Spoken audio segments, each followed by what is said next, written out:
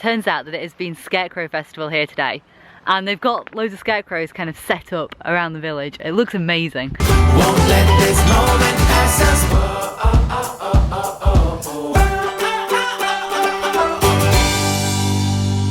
It is an exhausting day today. I basically ache all over from last night.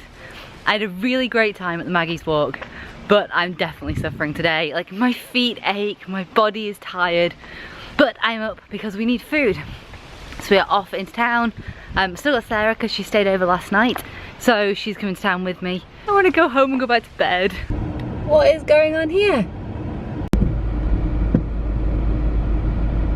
4 shops later, and I think I have managed to find the sort of boxer Chris is looking for. Picked it up anyway, and I'm going to cross my fingers and hope it's right, and otherwise I am coming back out probably tomorrow. Despite the fact that we have done basically nothing today, we have had a super lazy day. Hey, I spent 5 hours editing yesterday's vlog. So. Yeah, Chris has spent the entire day editing yesterday's video. It's taken him 5 hours and it's still not uploaded. YouTube is playing silly with him. We've done nothing, we've had a really lazy day and I am still exhausted. I think that walk last night really took it out of me. We're on our way to take Sarah home now. So we have to go drop her off so she can go and get her car, and then Chris and I can come home and have a nap, I think, basically. You were in bed till 11:30. Sleep till about 11:30. Asleep till 11:30. Yeah, but I got up at 7, I got up at 9, I got up at whatever time the dog got up again. Somehow we've trained him to only wake me up and not Chris. It's not fair at all. I do not appreciate it. We've just got to Kimcote to pick Sarah's car up, and it turns out that it has been Scarecrow Festival here today. And they've got loads of scarecrows kind of set up around the village. It looks amazing. This one is particularly creepy. There's a traffic warden with a speed camera set up on the corner. So as you come around, there's like a scarecrow in a high-vis vest trying to catch you. How cool is he? Also, these guys are really impressive.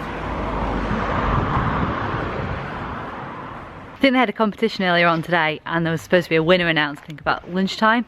I really want to know who won, and I hope it's these guys because these are fantastic. What on earth is this one supposed to be? He's got a mate, but his mate's fallen over. He looks like a snake charmer. You really know you haven't done anything that day when I've just been to Sainsbury's twice. But now we're done and I can go home and watch X Factor. We've just seen what recorded yesterday, and it's American Horror Story! So that's our evening sorted. It was terrifying. I will admit, I think I preferred last week's episode.